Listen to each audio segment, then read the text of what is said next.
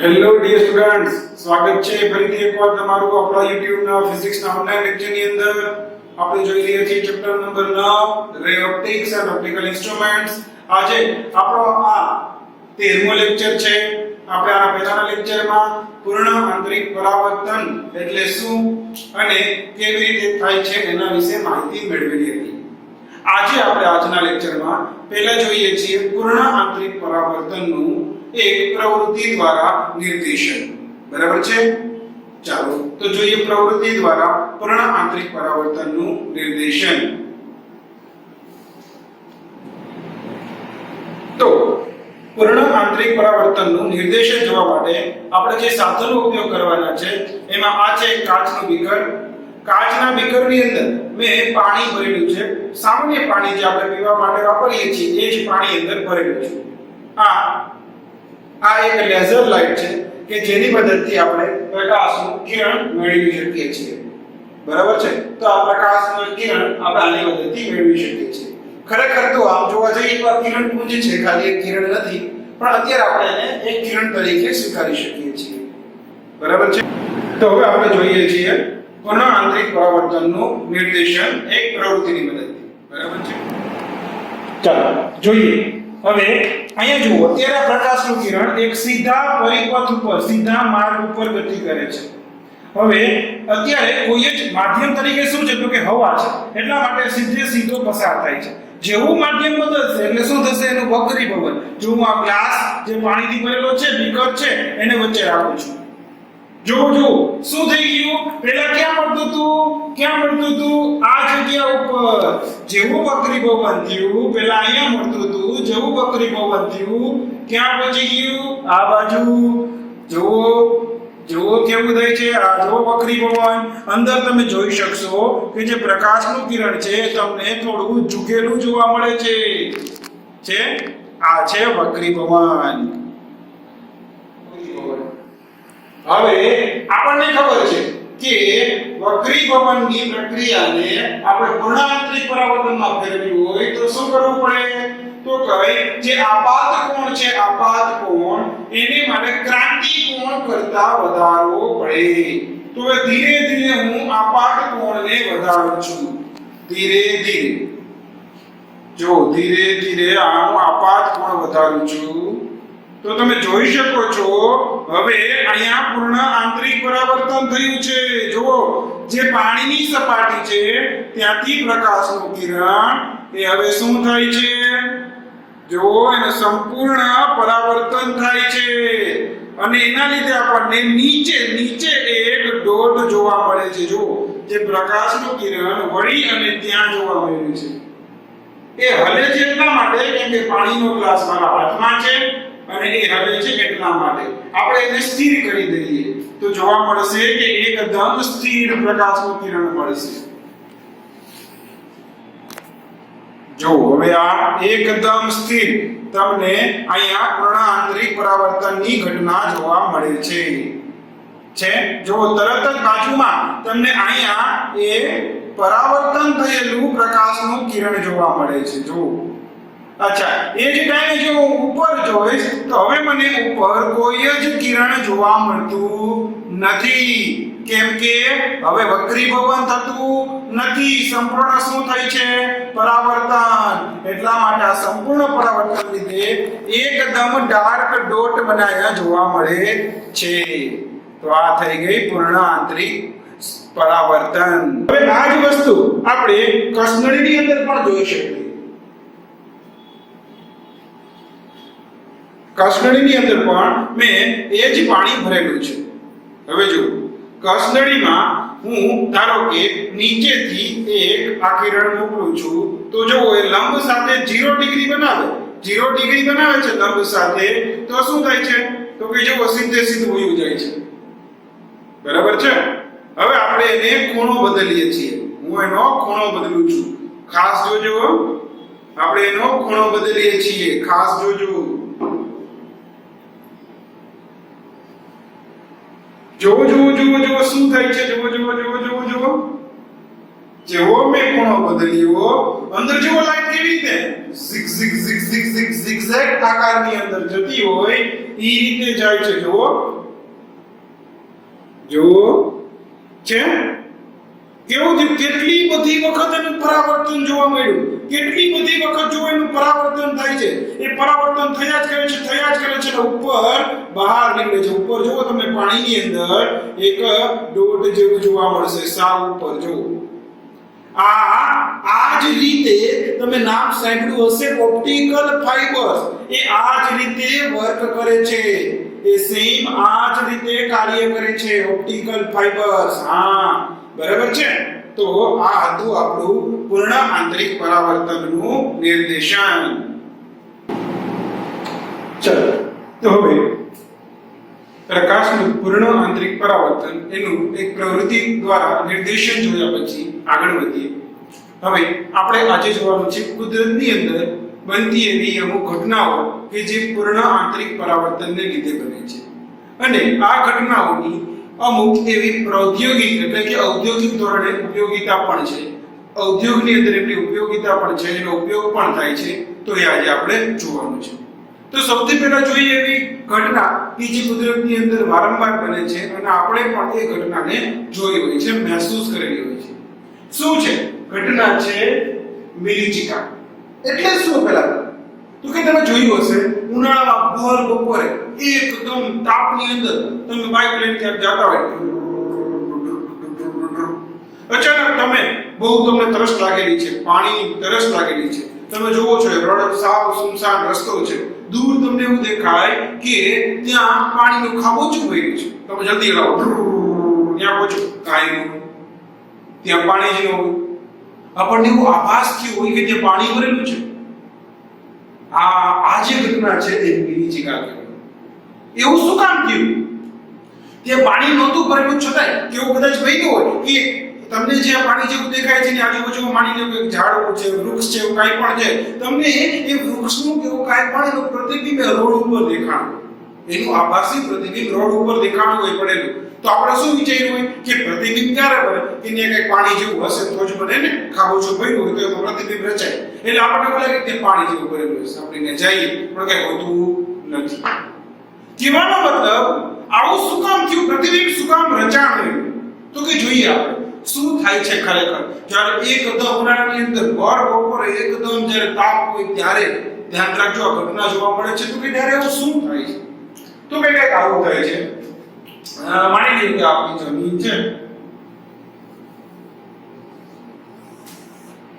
હવે કેવું થશે ઉનાળાની અંદર ભર બપોરે જમીન છે તે સૂર્યના આપણા તાપને લીધે એકદમ ગરમ થઈ જશે. એકદમ ગરમ. તો ગરમ થવાને લીધે કેવું થશે, અહીંયા તાપમાન જે છે નીચેની સપાટી પાસે તાપમાન કેવું હશે, વધારે હશે. કેના કરતા? ઉપર કરતા.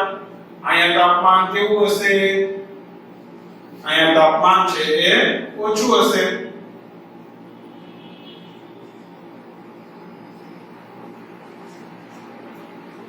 એટલે કે હું એમ કહી શકું કે જેમ જેમ ઉપરથી હું નીચે આવીશ, તાપમાન શું થતું જશે, તાપમાન વધતું જશે. હવે તાપમાન વધવાને કારણે શું થશે ખબર છે? અહીંયા તાપમાન વધારે હશે એટલે એની આસપાસની જે કાંઈ હવા હશે એ હવા વધારે ગરમ થશે. આપણને ખબર છે ગરમ હવા ક્યાં વહી જાય, ઉપર વહી જાય, ઉપર વહી જાય, ઉપર વહી જાય. એટલે આ ગરમ હવા ઉપર જશે. તો હવે કેવું થઈ જશે, આ નીચે અમુક ભાગ એવો થઈ જશે કે જ્યાં હવાની જે પ્રકાશીય ઘનતા છે ઓછી હશે. કોના કરતા? ઉપર કરતા. વળી એની ઉપરના ભાગમાં એના કરતા વધારે હશે. ટૂંકમાં કંઈક આવું લેયર જેવું બની જશે.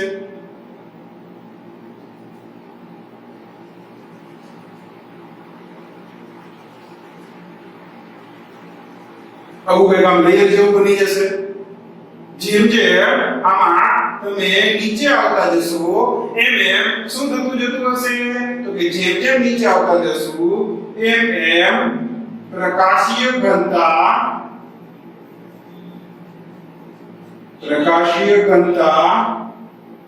શું જતી ઘટતી જશે. શું થતી જશે?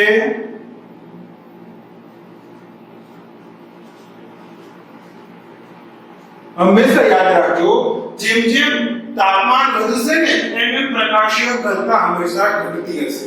તો અહીંયા પણ એવું જ કંઈક થશે.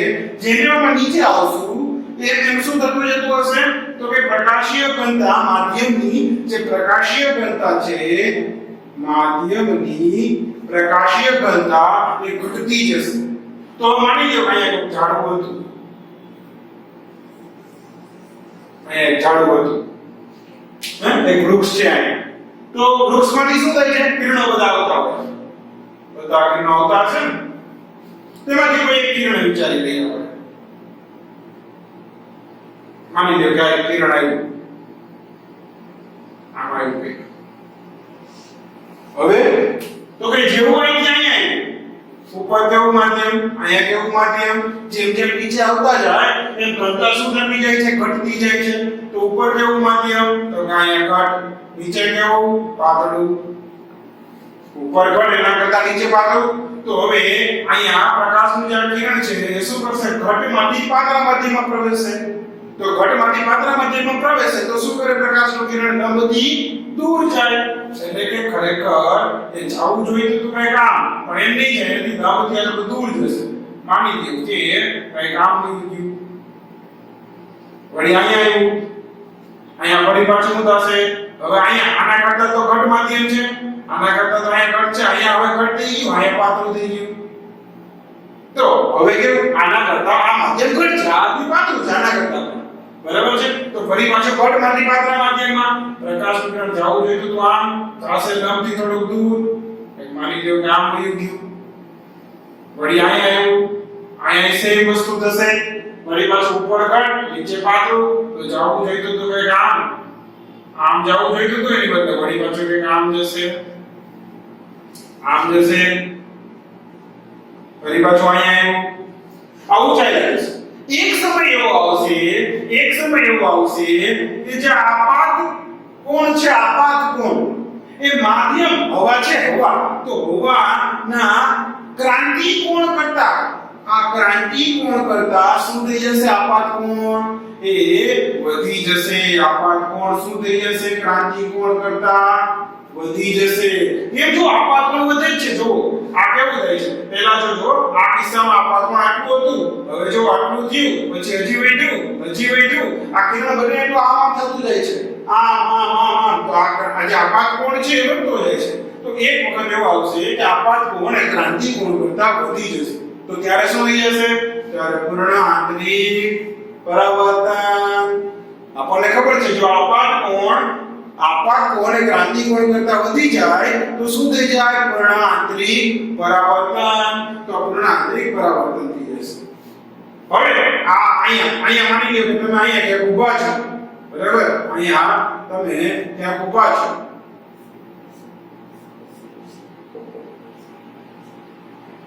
તમે આને જોયું, આ કિરણ આવ્યું તો તમને શું દેખાશે? હવે તમને એવું દેખાશે કે અહીંયા આ જે વૃક્ષ છે એનું આભાસી પ્રતિબિંબ અહીંયા રચાયેલું દેખાશે. આભાસી પ્રતિબિંબ જોવા મળશે. આ શું છે? આ વાસ્તવિક છે.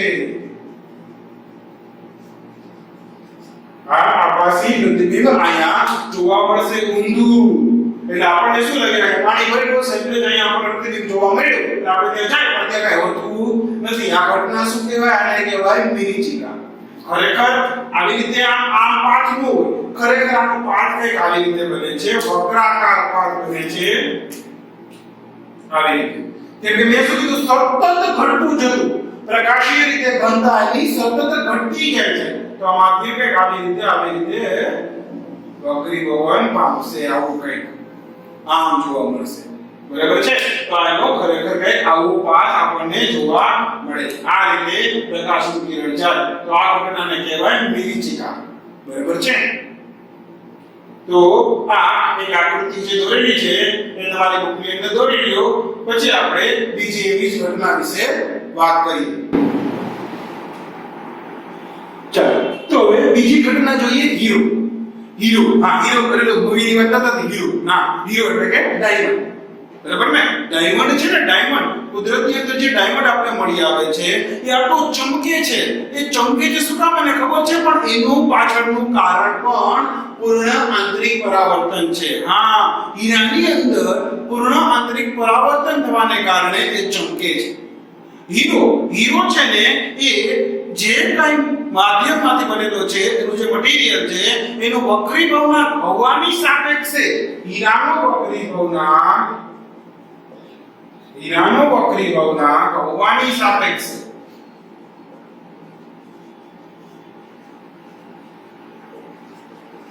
કોની સાપેક્ષે? હવાની સાપેક્ષે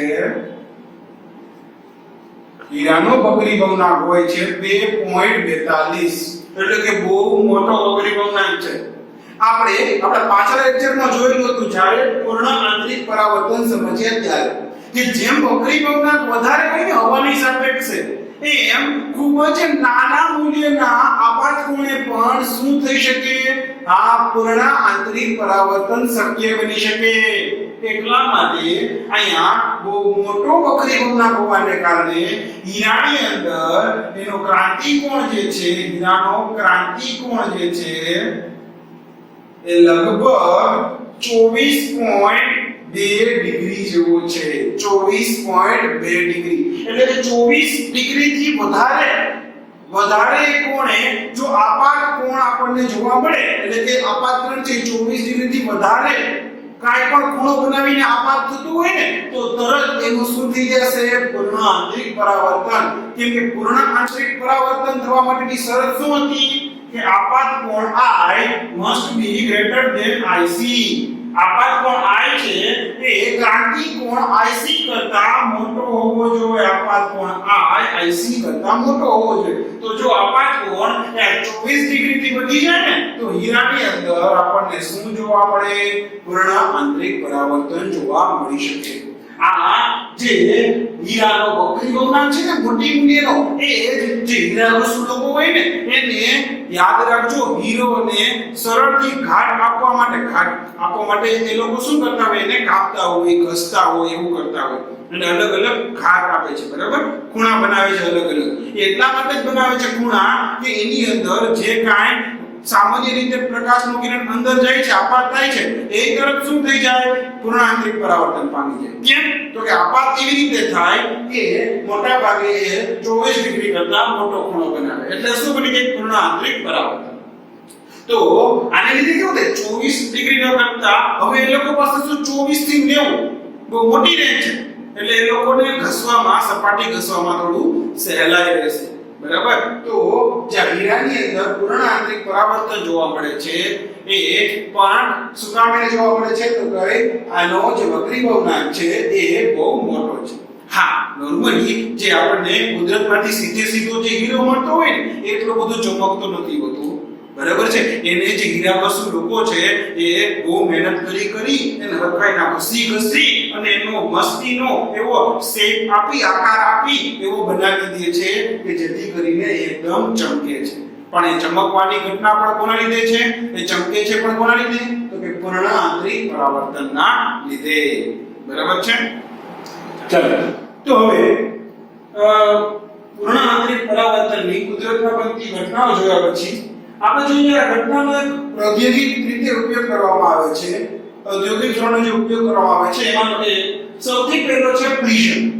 પહેલા તમે કીધું કે પ્રિઝમ એક પારદર્શક ઘન પદાર્થ છે કે જેની મદદથી આપણે કોઈ પણ વસ્તુનું એવડું જ હા ધ્યાન રાખજો, વસ્તુનું એના જે કાંઈ વસ્તુની સાઈઝ છે એના જેવડું જ પ્રતિબિંબ, પરંતુ ઊંધું પ્રતિબિંબ મેળવી શકીએ છીએ. શું કરી શકીએ છીએ?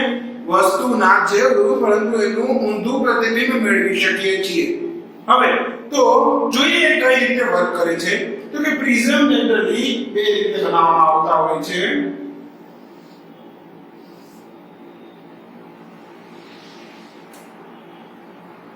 આ એક પ્રિઝમ, એમાં અહીંયા 45 અંશનો ખૂણો હોય છે, અહીંયા 45 અંશનો ખૂણો હોય છે, આ 90 અંશનો. બરાબર છે. એક તો આ થઈ ગયો, બીજો આ રીતે પણ હોઈ શકે.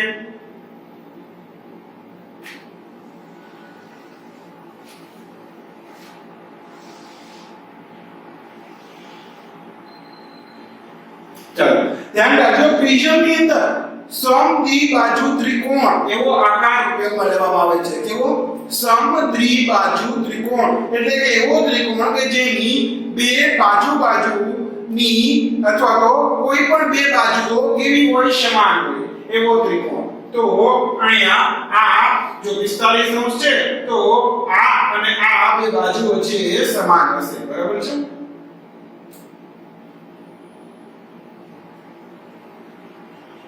ચાલો અહીંયા પર જોઈએ અહીંયા પણ કંઈક આવું જ હોય છે પણ અહીંયા જે 90 નો ખૂણો હોય છે એ અહીંયા કંઈક બનેલો હોય છે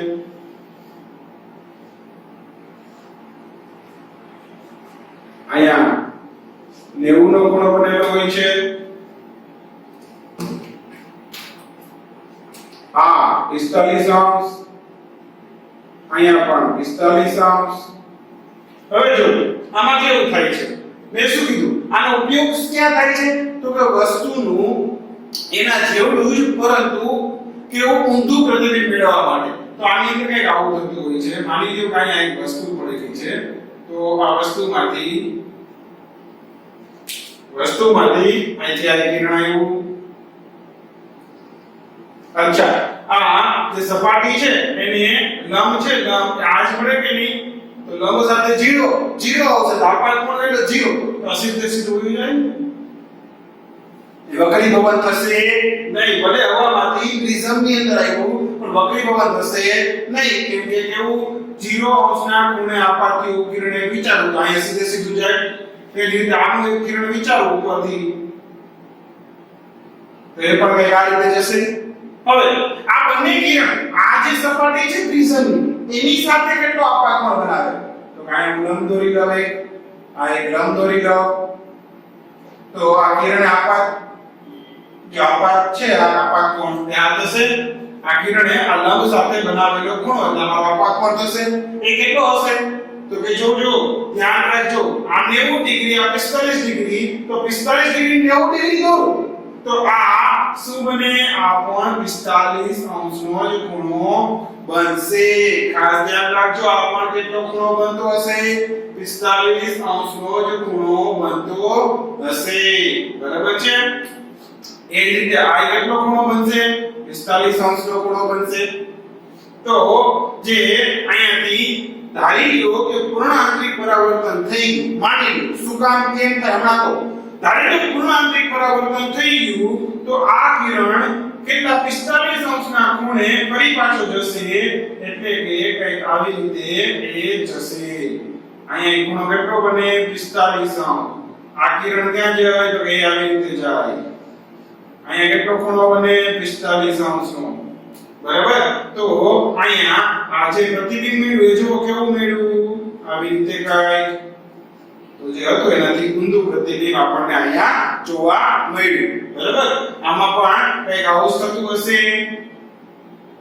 જોઈએ આમાં કેવું થાય છે અચ્છા પેલા વચ્ચે એક વાત છે જોઈએ જુઓ આવું કરવા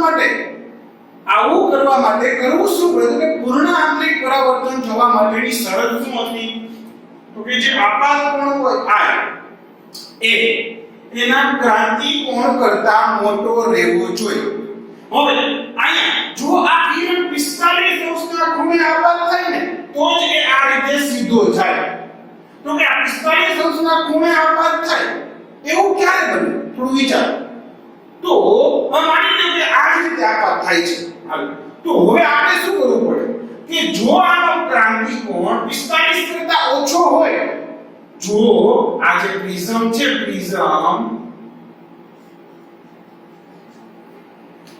આ જે પ્રિઝમ છે એનો ક્રાંતિ કોણ જો 45 કરતા ઓછો હોય ક્રાંતિ કોણ જો 45 કરતા ઓછો તો કેવું થાય તો કે જો આ 45 અંશના ખૂણે આપાત થાય તો આપાત કોણ કેવો થઈ જાય તો કે 45 ક્રાંતિ કોણ કેવો છે તો કે 45 થી ઓછો છે એટલે આપણે આ જે શરત છે એ શું થઈ જાય પરફેક્ટ થઈ જાય આપણી પૂરી થઈ જાય આ શરત પૂરી થાય એટલે પૂર્ણ આંતરિક પરાવર્તન થાય અને તો જ ઈ આવી રીતે આમ સીધો આવે અને અહીં આપણને પ્રતિબિંબ જોવા મળે સમજાણું એટલે કે અહીંયા ગમે તેમ કરીને કરવું શું પડે તો કે ક્રાંતિ કોણ 45 અંશ કરતા નાનો બનાવવો પડે તો કે ક્રાંતિ કોણ 45 અંશ કરતા નાનો બનાવવા માટે એક કેવું કરવું તો કે એના માટે આપણે એવા મટીરીયલમાંથી આ પ્રિઝમને બનાવવું પડે એવા પદાર્થમાંથી આ પ્રિઝમને બનાવવું પડે કે જેના લીધે આપણને ક્રાંતિ કોણ છે 45 અંશ કરતા નાનો જોવા મળે સાદા ક્રાઉન કાચ અને ફ્લિન્ટ કાચ સાદા ક્રાઉન કાચ અને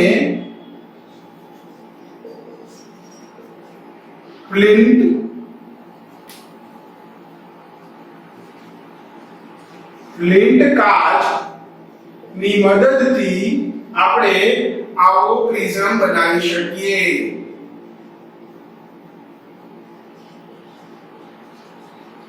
કે જેથી કરીને જો આવા સાદા ક્રાઉન કાચ અને ફ્લિન્ટ કાચમાંથી આપણે પ્રિઝમ બનાવશું તો એના વક્રીભવનાંકને લીધે અહીં આપણને ક્રાંતિ કોણ મળશે 45 અંશ કરતા ઓછો મળશે અને એટલા માટે આપણે આ જે ઘટના બને છે એ બનાવી શકીએ જો આની અંદર પણ આપણને આવું જ કંઈક જોવા મળશે અહીંયા વસ્તુ રાખવામાં આવે છે તો વસ્તુમાંથી જે કિરણો આવે છે એક આવ્યો બંને કિરણો આવી ગયા એ અહીંયા 90 ડિગ્રી છે તો આમ સીધા વયા જશે સીધા અહીંયા શું થશે વક્રીભવન થશે અહીંયા તો કે અહીંયા કેટલો ખૂણો બનાવશે આની જેમ 45 અંશનો ખૂણો બનાવશે તો આ પાથ થઈ અને કેમ જાય તો કે 45 અંશના ખૂણે તો કે આ રીતે એ જ રીતે આ કેવી રીતે અહીંયા 45 અંશનો ખૂણો બનાવશે આ પાથ થઈને કેમ જાય અહીંયા જાય સીધા પણ આમાં બે વખત શું થશે પૂર્ણ આંતરિક પરાવર્તન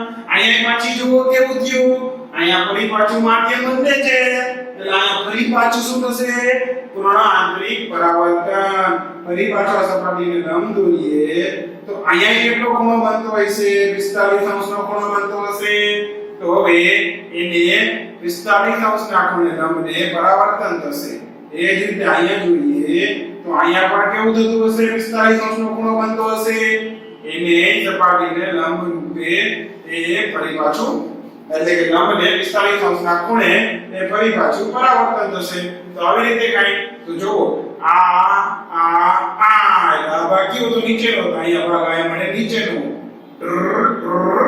આ ભાગ કેવો ઉપરનો તો અહીંયા ભાગ મળ્યા ઉપરનો તો જો કેવું પ્રતિબિંબ મેળવ્યું ફરી પાછું ઊંધું પ્રતિબિંબ આમાં પણ આપણે મેળવી શકીએ છીએ બરાબર છે તો આ બંને રીતે પ્રિઝમની રચના કરી શકાય છે અને બંને રીતે પ્રિઝમ વર્ક કરે છે બરાબર છે બીજું કઈ છે નહીં આમાં કેવું કે પ્રિઝમની કાટકોણવાળી સાઈડમાંથી જે આપાતરણ આવે છે આમાં પ્રિઝમના કર્ણમાંથી આ જે પ્રિઝમનો કર્ણ છે માની લો અહીંથી એક આપાતરણ આવે છે તો ત્યાં કર્યું છે બીજું કઈ બહુ જાજો ફરક છે નહીં પણ બંનેની અંદર એ ગમે તે રીતે કહેવાનો મતલબ એટલો જ છે કે પ્રિઝમની કોઈ પણ સાઈડ ઉપર વસ્તુ રાખેલી હોય એનું પૂર્ણ આંતરિક પરાવર્તન પામી અને આપણને વસ્તુનું પ્રતિબિંબ જે મળશે ઊંધું અને વસ્તુ જેવડું જ જોવા મળશે બરાબર છે તો આ એક આકૃતિ ખાલી દોરી લ્યો અહીંયા સાદા ક્રાઉન ઓકે અને હા મિત્રો ઘણી વખત પ્રિઝમ આવી રીતે પણ બનાવવામાં આવે છે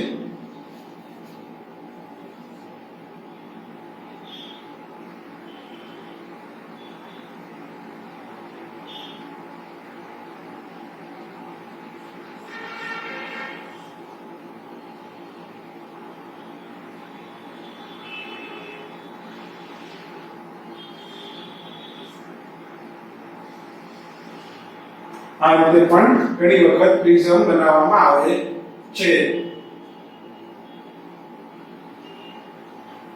પાછળની સાઈડ છે એટલે મેં કાઢી નાખેલી છે આવી રીતે બનાવવામાં આવે છે આની અંદર પણ કંઈક આવી જ રીતે આપણને વસ્તુની સાઈઝ જેવડું પરંતુ એથી ઊંધું પ્રતિબિંબ જોવા મળે છે આમાં કંઈક આવું થાય છે આવી રીતે આ કામ કરે છે આની વિરુદ્ધ આ વસ્તુ છે તો આ કિરણ એક અહીંથી આમ સીધું જાય અહીંયા શું થશે વક્રીભવન થશે કેમ કે અહીંયા કેવું હતું લંબ સાથે 0 ડિગ્રી બનાવતું હતું 0 ડિગ્રી આપાત હતું તો અહીંયા 0 ડિગ્રી નથી કઈ ખૂણો બનાવે છે તો એ વક્રીભવન પામી, માની લ્યો કે કઈ કામ થયું, બરાબર છે। પછી શું થશે તો અહીંયા પૂર્ણાંતરિક પરાવર્તન થશે, પૂર્ણાંતરિક પરાવર્તન થઈ અહીંયા જેટલો ખૂણો બનાવવો હોય એટલો જ ખૂણો અહીંયા બનાવે અને માની લ્યો કે અહીંયા કઈ કામ હોય। અચ્છા સાવ આમ નહીં થઈ જાય કે અહીંયા ફરી પાછું શું થશે વક્રીભવન, બરાબર। અહીંયા વક્રીભવન થઈ અને આવી રીતે આમ એ જ રીતે આ નીચેનું કિરણ વિચારીએ તો આમ જશે, અહીંયા વક્રીભવન પામી માની લો અહીંયા લ્યો, અહીંયા પૂર્ણાંતરિક પરાવર્તન પામીને માની લ્યો કે કાંઈ અહીંયા થયું, અહીંયા ફરી પાછું શું થશે વક્રીભવન પામીને માની લ્યો આમ થયું। તો આ પ્રતિબિંબ કેવું મળ્યું આપણને ઊંધું આવે ત્યાં પ્રતિબિંબ અહીંયા મળે, બરાબર। તો આ રીતે પણ ઘણી વખત પ્રિઝમની રચના કરવામાં આવતી હોય છે। તો આ પણ એક તરીકેનું પ્રિઝમ છે, બરાબર છે। તો આપણે ધ્યાનમાં રાખજો। ચાલો આટલું જરા જોઈ લ્યો, પછી આપણે આગળ વધીએ, જોઈએ આપણે ફાઇબર ઓપ્ટિક્સ। ચાલો તો છેલ્લી અને ચોથી જે એક પ્રૌદ્યોગિક ઉપયોગ છે એ જોઈએ। આજકાલ સૌથી વધુ ઉપયોગમાં લેવાતો હોય માધ્યમ તરીકે સૌથી વધુ ઉપયોગમાં લેવાતો ઓપ્ટિકલ ફાઇબર્સ અથવા ફાઇબર ઓપ્ટિક જે કહેવાય। ઓપ્ટિકલ ફાઇબર તમને કદાચ ખબર હોય તો audio video data transfer high speed ની અંદર કરવા માટે ઓપ્ટિકલ ફાઇબર્સનો ઉપયોગ થાય છે।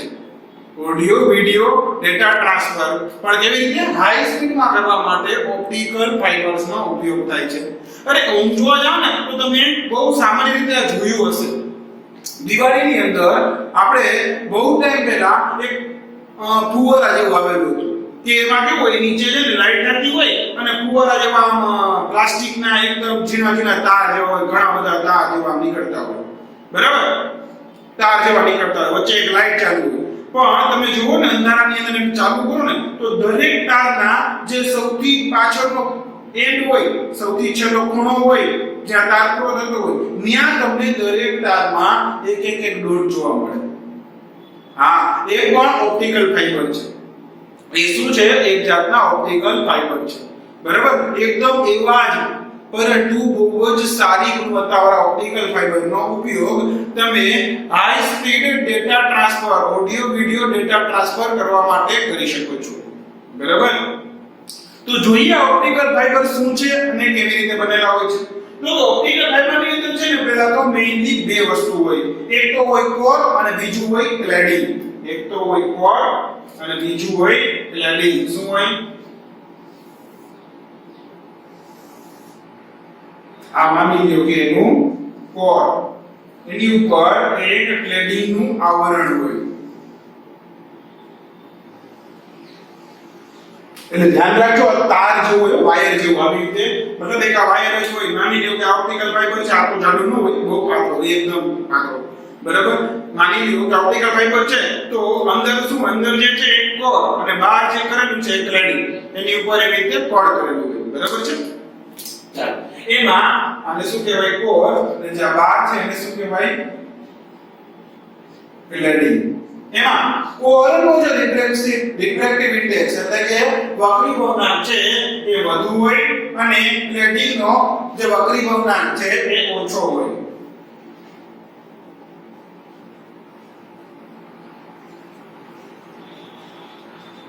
નાનો વક્રીભવનાંક હોય અને આનો વક્રીભવનાંક કેવો હોય? મોટો વક્રીભવનાંક। આપણે ઓલી પ્રવૃત્તિની અંદર જોયું હતું કે કોસ્નરીની અંદર કેવું હતું? કોસ્નરીની અંદર જે પ્રકાશનું કિરણ હોય વારંવાર પરાવર્તન પામી અને આગળ વધતું હતું। આની અંદર પણ બસ એ જ રીતે થશે। આ કોર અને ક્લેડિંગ એને એવી રીતે નક્કી કરવામાં આવે છે કે જેથી કરીને કોઈ પણ ખૂણે આપાત થતું પ્રકાશનું કિરણ, અહીંયા કોઈ પણ ખૂણે આપાત થતું પ્રકાશનું કિરણ એ પરાવર્તન, સંપૂર્ણ આંતરિક પરાવર્તન પામી આ રીતે કરતું એના એક છેડાથી બીજા છેડે પહોંચે।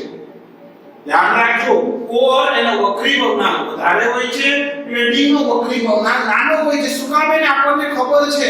ધ્યાન રાખો, પૂર્ણ આંતરિક પરાવર્તન ક્યારે થાય? તો ભાઈ પૂર્ણ આંતરિક પરાવર્તન માટે શું જરૂરી છે?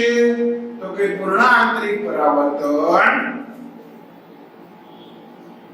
ત્યારે જ થાય જ્યારે પ્રકાશનું કિરણ કયા માધ્યમમાંથી કયા માધ્યમમાં જાય? ઘટમાંથી પાતળા માધ્યમમાં જાય. ઘટમાંથી પાતળા માધ્યમમાં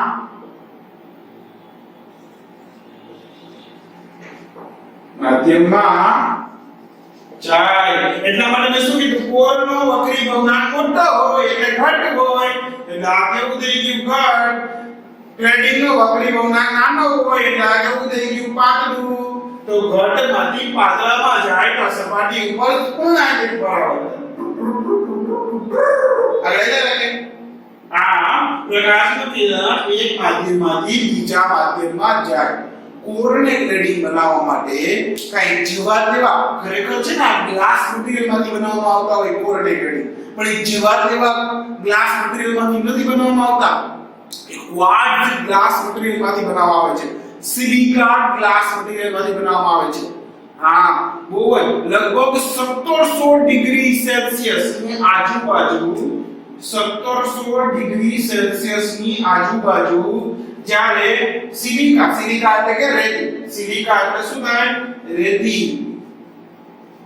સિલિકા એટલે કે રેતીને ગરમ કરવામાં આવે પછી એને ધીરે ધીરે બહુ જ સ્પેશિયલ એક પ્રોસેસ છે, એક પદ્ધતિ છે, એની મદદથી ઠંડી પાડવામાં આવે અને એ કાચ જેવું રૂપ ધારણ કરે. હા, પછી આની અંદર થોડીક અશુદ્ધિઓ પણ નાખવામાં આવે છે કે જેથી કરીને થોડું એને બનાવવું સહેલું પડે. બરાબર છે? તો આવી રીતે આ કોર ગ્રેડિંગ જે છે એનું મટીરીયલ બનાવવામાં આવે છે અને આનો ઉપયોગ એ કઈ રીતે કરવામાં આવે છે? તો કઈ મેં શું કીધું? High speed audio video data transfer કરવા માટે. જો હાઈ સ્પીડમાં એટલા માટે કરે છે કેમ કે આમ જો નોર્મલ સાદું જે વાયર હોય ને, ધારો કે આપણે એમ કહીએ કે સર મારી ઘરે કેબલ આવે છે ને, ટીવી જોઉં છું ને તો ટીવી મારે કેબલ ની અંદર આવે છે, તો ઈ કેબલ કેવું હોય? કોએક્સિયલ કેબલ હોય. એની અંદર શું હોય? એ કોપરનો વાયર હોય. શું હોય અંદર? એક કોપરનો વાયર હોય. આ કોપરના વાયર ની અંદર ઇલેક્ટ્રિક કરંટ પાસ થતો હોય. શું પાસ થતો હોય? ઇલેક્ટ્રિક કરંટ પાસ થતો હોય. આ શું છે? Copper wire.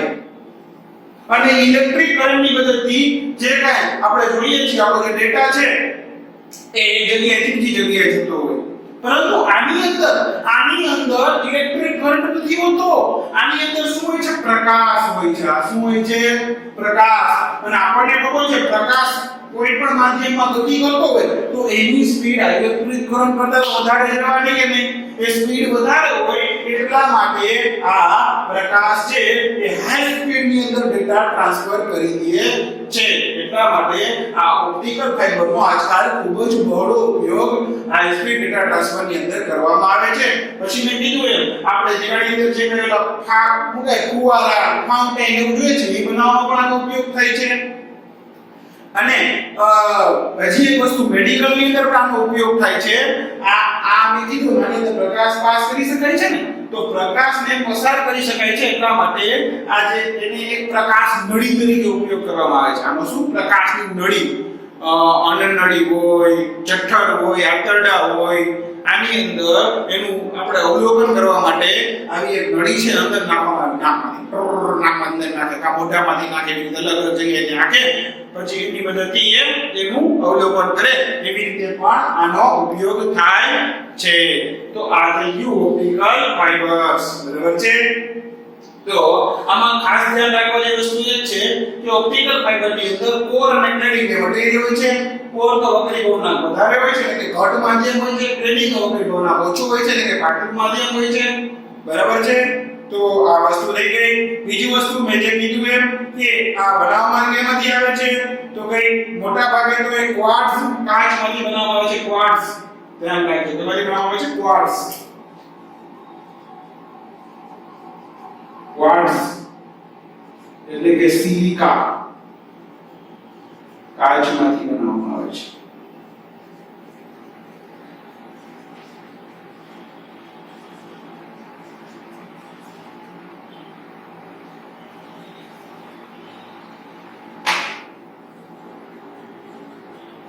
બરાબર છે?